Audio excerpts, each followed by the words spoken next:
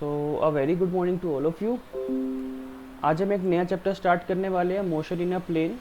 ठीक है, we will need to learn about scalars and vector quantities, different types of vectors. We will learn about scalars, vector quantities, different types of vectors, और इसमें position and displacement vector, equality of vectors, negative, equal, coinitial, coplanar, collinear, unit and zero vector. ये सारे different types के vector हैं, या अलग अलग type के मतलब क्लासिफिकेशन है वेक्टर्स की। Multiplication of vector by real numbers, addition of vector, triangle, parallelogram and polygon law. ये बहुत इंपॉर्टेंट है, triangle, parallelogram and polygon law. ये बहुत अच्छे से करना है हमें, बिकॉज ये आपको 12th में भी आगे काम आएगा, ये पैरेललोग्राम या ट्रायंगल लॉ। ठीक है, ओके।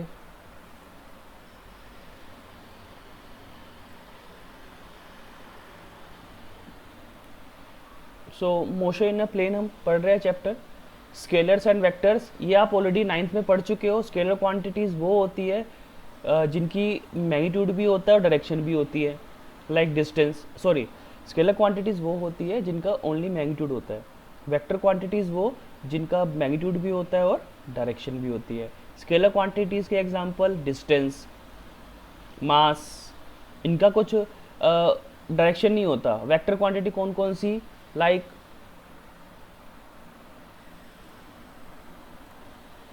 वेक्टर क्वांटिटी कौन कौन सी होती है, लाइक वेलोसिटी, एक्सेलरेशन, फोर्स, ये सारी वेक्टर क्वांटिटीज है।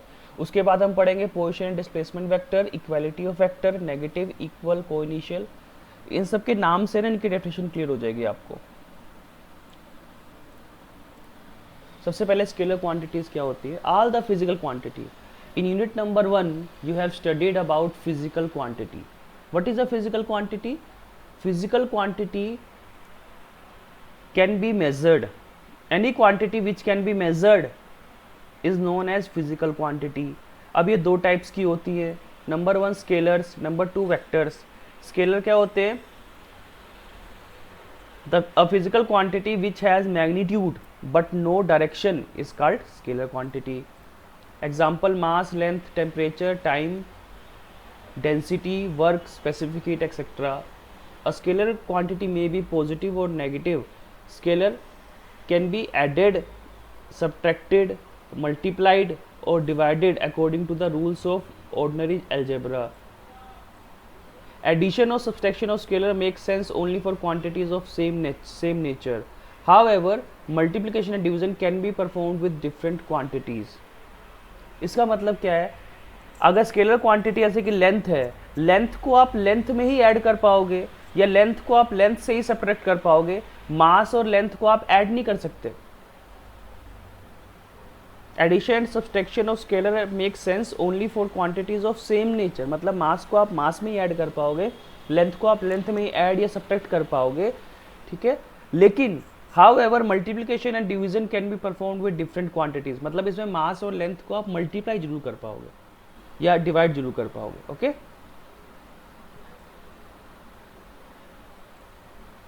तो वेक्टर क्वांटिटी क्या होती है? Physical quantity which has both magnitude and direction is called vector.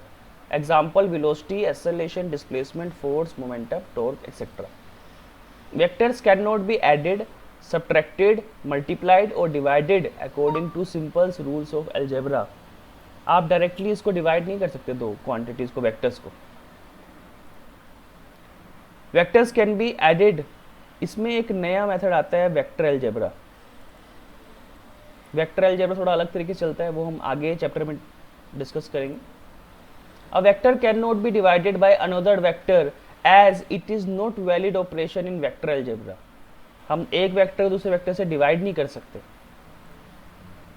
A vector quantity obeys triangle law of addition और equivalently the parallelogram law of addition. तो ये हमने दो लॉज आगे भी फर्दर चैप्टर में आगे पढ़ेंगे, triangle law and parallelogram law. And these two are very very important. Vector की रिप्रेजेंटेशन कैसे होती है? Velocity vector is represented by v। या तो इसको हम क्या करेंगे, हम नॉर्मली v को ऐसे लिखते हैं ना, लेकिन अगर आपने वेक्टर को रिप्रेजेंट करना है तो वैसे तो हम डार्क में लिखेंगे थोड़ा सा। मतलब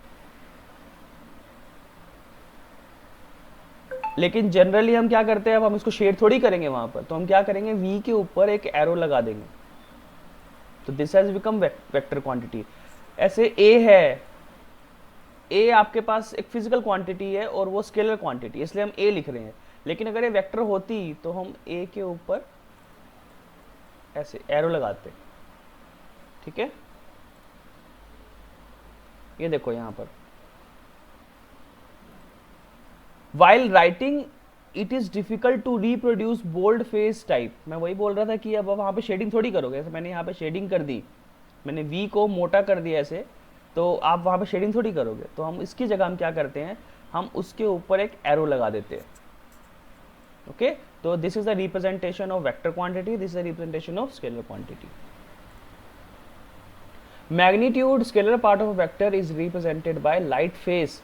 अब या तो जैसे a वेक्टर है, a वेक्टर का अगर मैग्नीट्यूड लिखना है सिर्फ, तो मैग्नीट्यूड लिखोगे a, या तो लिखोगे a ऐसे, और मोड a वेक्टर, ठीक है।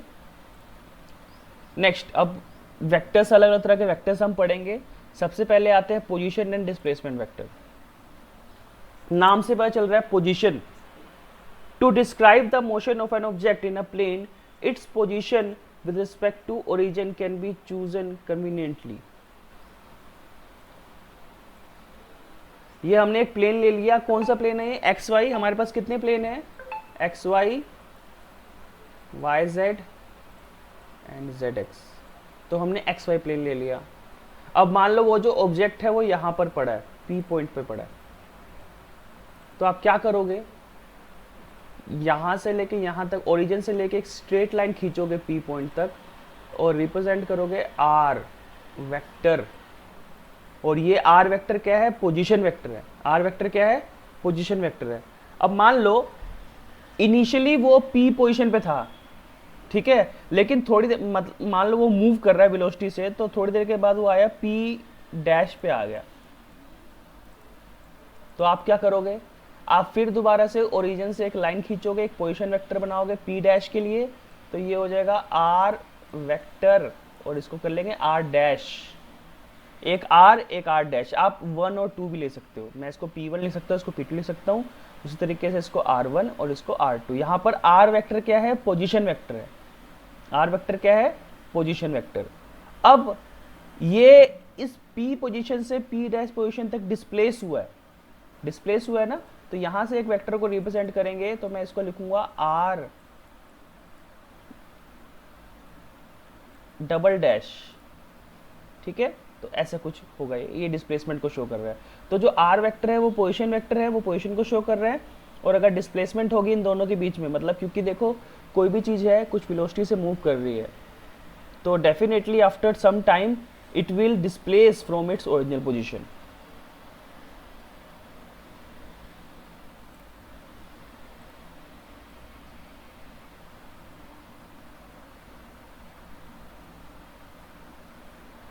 अब देखो कैसे चलेगा,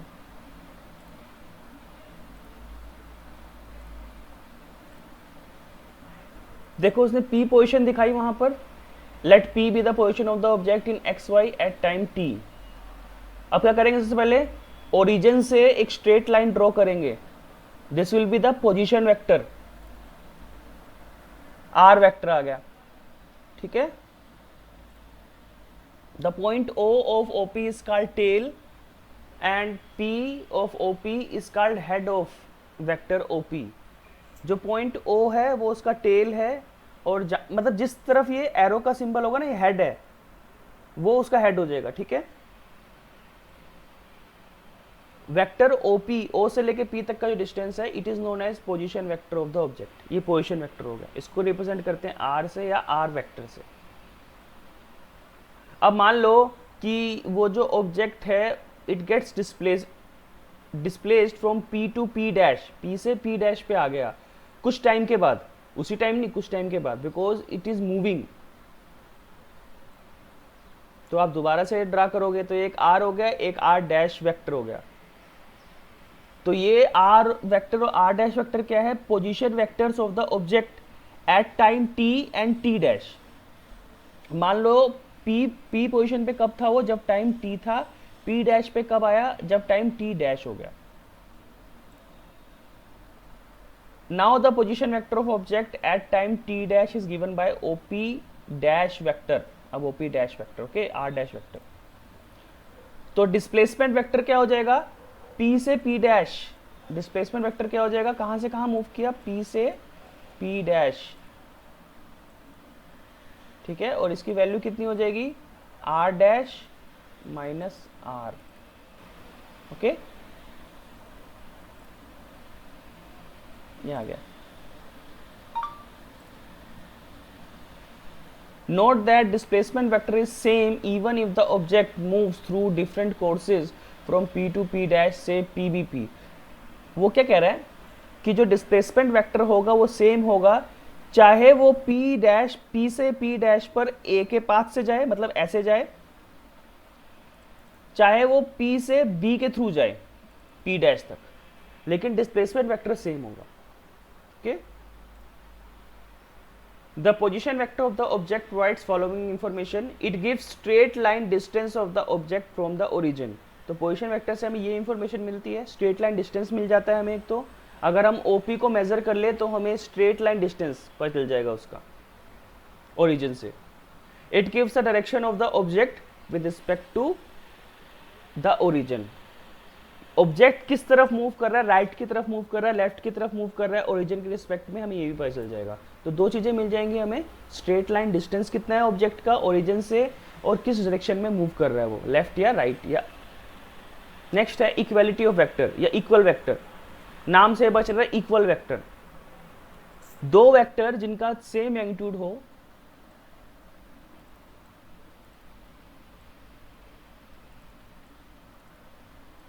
ये vector A,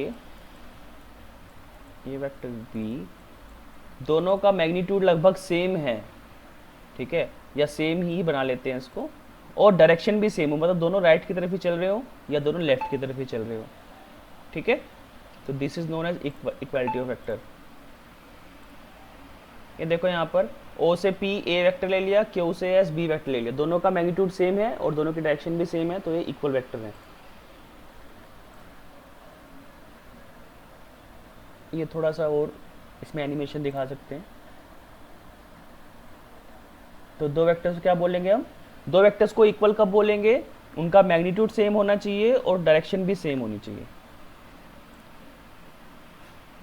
equality is indicated as vector A is equal to vector B। अब दूसरा, vectors A dash and B dash have the same magnitude but they are not equal because they have different direction।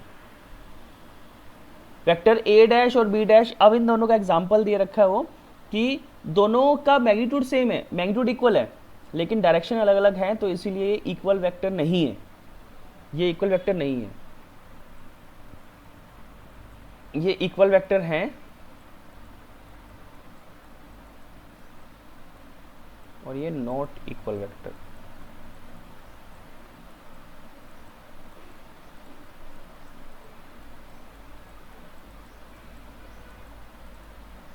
Okay.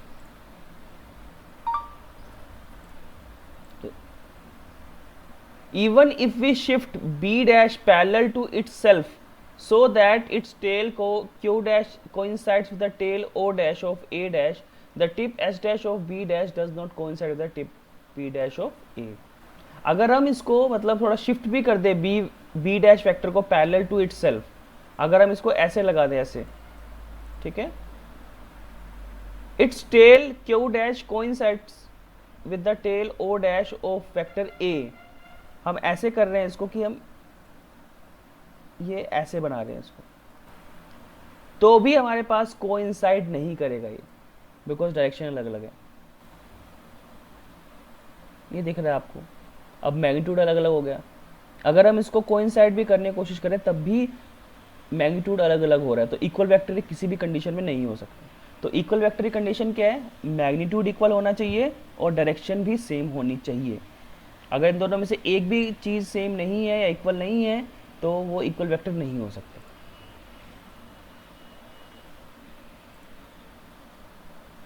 Vectors a dash b double dash have the same direction but they are not equal because they have different magnitudes. समझ लो, जो first case है equal vector है because उनका magnitude equal है, direction भी same है. जो second case है इसमें क्या हो रहा है, इसमें इनका मैग्नीट्यूड इक्वल है लेकिन डायरेक्शन अलग अलग है, तो इसीलिए इक्वल वेक्टर नहीं है. थर्ड केस में क्या हो रहा है कि डायरेक्शन सेम कर दी हमने लेकिन अभी भी मैग्नीट्यूड इक्वल नहीं हो रहा, तो ये जो सेकंड और थर्ड केस है दोनों इक्वल वेक्टर नहीं है. अब नेगेटिव वेक्टर क्या होता है? The negative of a vector is defined as another vector having the same magnitude but drawn in opposite direction. Same magnitude है, equal magnitude but drawn in opposite direction. The negative vector of vector A is minus A. Relative velocity जब concept पढ़ेंगे हम तो उसमें ये negative vector का बहुत ज्यादा यूज होगा. ये वेक्टर ए है, दिख रहा है, समझ में आ रहा है ये नेगेटिव वेक्टर कैसे है. वेक्टर ओपी जो है वेक्टर ए के इक्वल है लेकिन बिल्कुल इसका इक्वल मैग्नीट्यूड का ओपी, लेकिन डायरेक्शन इसकी हमने अपोजिट कर दी. दोबारा मैं दिखाया तो ऐसे ये वेक्टर लिया और इसको टर्न कर दिया. Is that clear? तो this is the negative vector. अच्छा, अगर हम इसको ऐड करेंगे तो जीरो नल वेक्टर आएगा. ये हम बताएंगे अभी नल वेक्टर क्या होता है. नल वेक्टर का मतलब जीरो वेक्टर. अब इक्वल वेक्टर्स ये पिछली स्लाइड में आ सकता है. नेक्स्ट को इनिशियल. ये जहां पर भी फिजिक्स में वर्ड आएगा ना को का मतलब होता है सेम. तो को इनिशियल, दो ऐसे वेक्टर जिनका इनिशियल पॉइंट सेम हो, इनिशियल पॉइंट सेम हो जिनका मतलब जो ओरिजिन से चलो जैसे देखो, तो इन दोनों का मैग्नीट्यूड अलग अलग है, डायरेक्शन भी अलग अलग है वेक्टर ए और वेक्टर बी की, लेकिन दोनों का जो इनिशियल पॉइंट है वो दोनों ओरिजिन से निकल रहे हैं तो इनिशियल पॉइंट सेम है, तो इन्हें क्या बोलेंगे हम? को इनिशियल वेक्टर. को टर्मिनल वेक्टर. टर्मिनल क्या होता है? जहां पे वो एंड करती है. ठीक है, अब देखो यहां पर, यहां से वो स्टार्ट हुई थी लेकिन यहां पर वो एंड हुई. टर्मिनल का मतलब जहां पे एंड होता है, इनिशियल का मतलब जहां से वो चलती है. ओके, तो इसमें क्या होगा? Same terminal point. Coplanar vectors, दो वेक्टर्स या तीन वेक्टर जो कि सेम प्लेन में हो. The vectors are said to be coplanar if they lie in the same plane. ठीक है, सेम प्लेन का अगर हमने दिखाना है इसको हम ऐसे दिखा सकते हैं. कोप्लेनर अगर वेक्टर बनाना है तो पहले तो हमें एक प्लेन लेना पड़ेगा.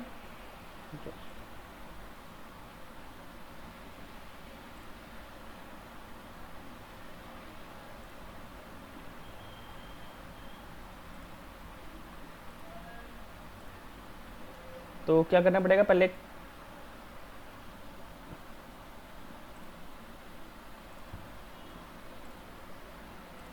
कोप्लेनर के लिए पहले हमें एक प्लेन लेना है. एक्स वाई प्लेन ले लिया. ठीक है, और उसमें जितने भी वेक्टर होंगे ऐसे, ये तीनों कोप्लेनर है बिकॉज इनका प्लेन सेम है. कोलिनियर, सेम लाइन, एक लाइन बना दी और इसी में तीन वेक्टर है. देख लो डायग्राम में आगे, ये तीन वेक्टर हैं अलग अलग, सॉरी दो वेक्टर हैं.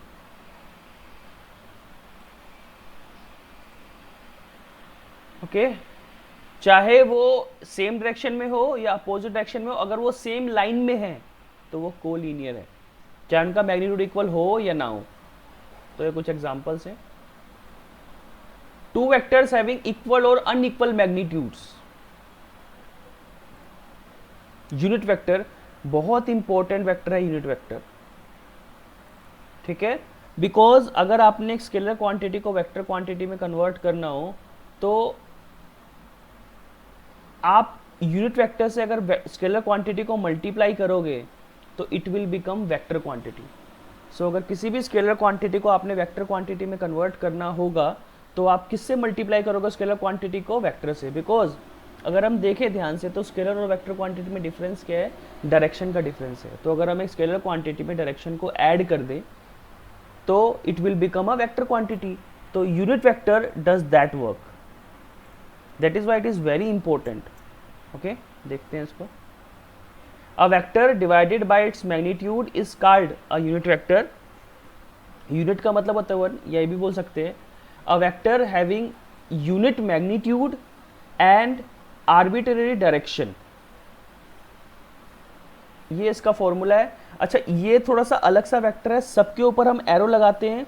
अगर हम यूनिट वेक्टर देखेंगे तो ऐसे इसे बोलते हैं कैप, ऐसे। ये अगर आपने बी यूनिट वेक्टर लिखना है तो इसके ऊपर कैप लगेगी, इसके ऊपर अब एरो नहीं लगेगा। तो इसका सिंबल भी सबसे अलग है। Unit vector is a very important vector. It is used to convert a scalar quantity into a vector quantity, ठीक है। और इसका सिंबल एरो नहीं होता, इसके ऊपर हमें कैप लगानी पड़ती है, इसे बोलते हैं कैप।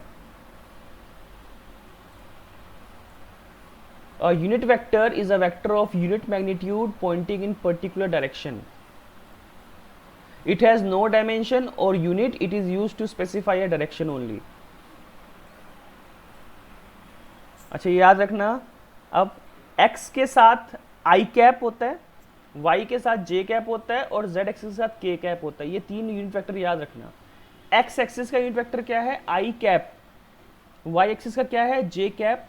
और z एक्सिस का क्या है? k cap.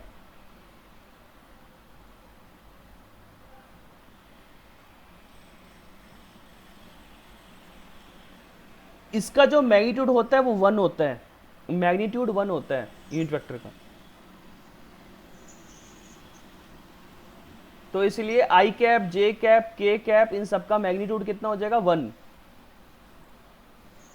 Next, zero vector क्या होता है? नल वेक्टर, जो मैं अभी बता रहा था। हमने 2 पॉइंट्स कंसीडर कर लिए, ठीक है।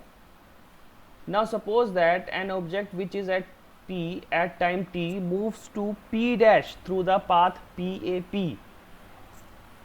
ठीक है। कहां से कहां मूव कर रहा है? PAP से, ऐसे।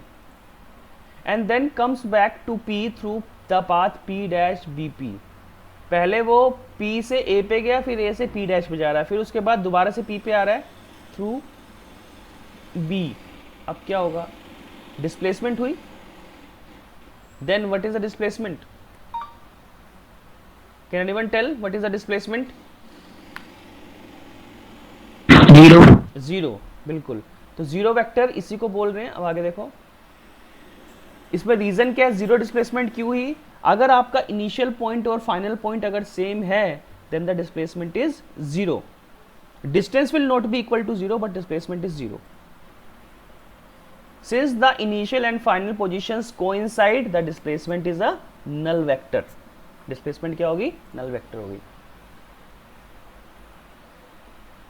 The illustration of negative vector justifies the need of zero vector. इसमें क्या था इलस्ट्रेशन में? अगर हम ये ले रहे हैं ए वेक्टर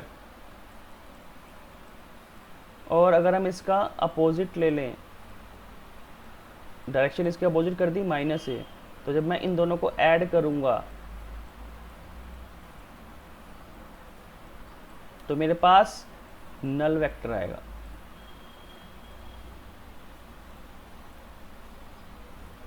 ये दिखा रहा है वो दोबारा से, ये नल वेक्टर है, ठीक है।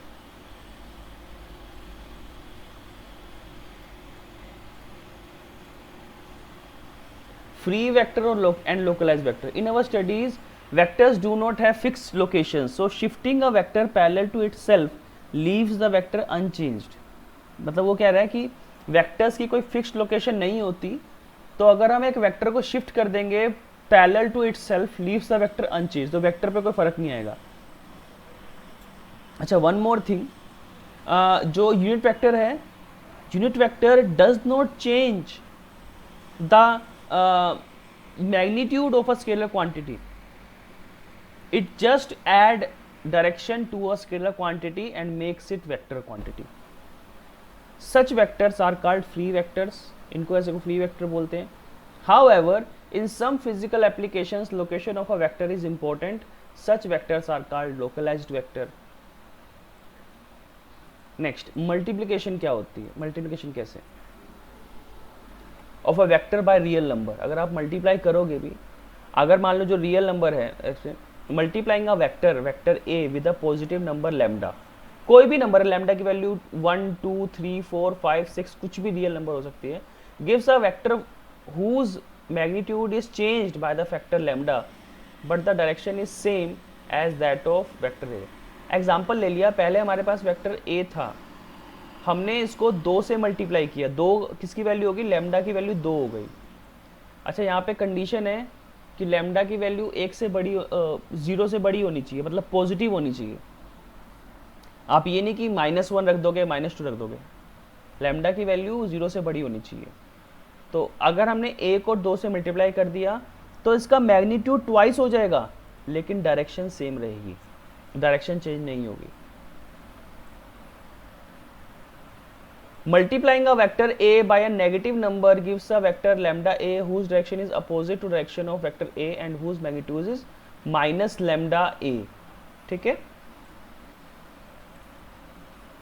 अब इसमें लैम्डा अगर छोटा है तो हम ऐसे दिखाएंगे इसको, ये वेक्टर ए हो गया ये, फिर हमें डायरेक्शन भी चेंज करनी पड़ेगी.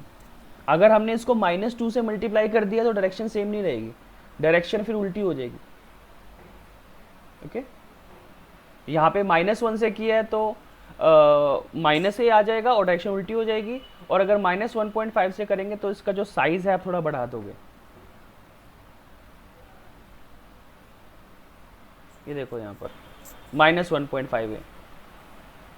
Next, addition and subtraction of vector. Triangle ला.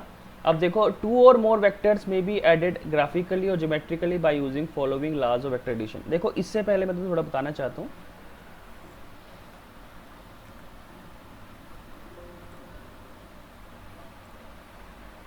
जैसे कि अगर 2 वेक्टर्स हैं, अगर सिंपली मल्टीप्लाई डिवाइड सब्ट्रैक्ट करना है तो कैसे करोगे? जैसे एक वेक्टर है ए,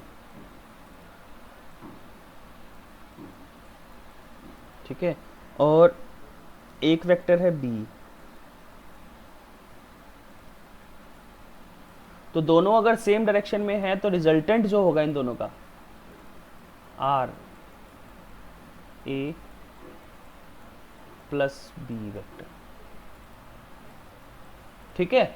लेकिन अगर 2 वेक्टर ऐसे हैं, एक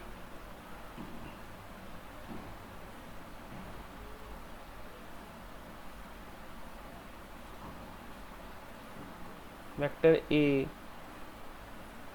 वेक्टर बी, तो इसका रिजल्टेंट कैसे निकालोगे? Vector R is equal to vector A plus minus vector B. ठीक है, तो वेक्टर ए माइनस बी. तो ये चीज़ क्लियर रखना कि अगर 2 वेक्टर सेम डायरेक्शन में है तो वो ऐड होंगे, और अगर 2 वेक्टर अपोजिट डायरेक्शन में तो वो सब्ट्रैक्ट होंगे. बट अगर इसका तीसरा जो केस है, जो हम पढ़ने वाले हैं, इसका जो तीसरा केस है जो हम पढ़ने वाले हैं, अगर 2 वेक्टर एंगल पे हुए तब हम क्या करेंगे? लाइक ऐसे. अब अगर 2 वेक्टर ऐसे हैं, वेक्टर ए वेक्टर बी, और ये कुछ एंगल पे हैं आपस में, तब हम ये रूल लगाते हैं, ट्रायंगल ला, पैरेललोग्राम ला, तब हम ये रूल लगाते हैं. तो हम वही पढ़ने जा रहे हैं अब. ठीक है, इसकी डेरिवेशन करनी पड़ेगी हमें.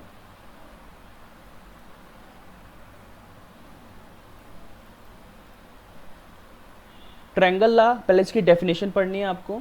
If 2 vectors can be represented by the 2 sides of a triangle taken in the same order, then the resultant is represented completely both in magnitude and direction by the third side of the triangle taken in the opposite order. पहली बात तो यहाँ पर एक word आ रहा है resultant.